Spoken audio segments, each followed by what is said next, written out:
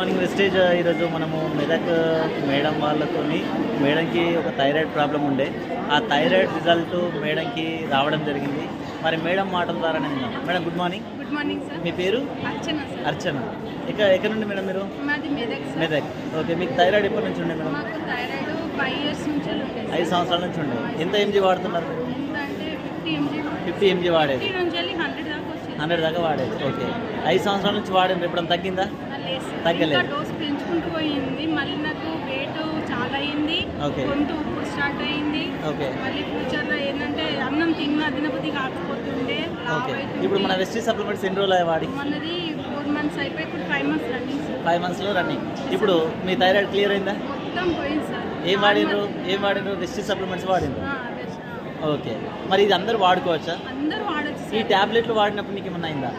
ఏం కాలేదు సార్. కాకపోతే తగ్గేటప్పుడు గొంతు దగ్గర కొంచెం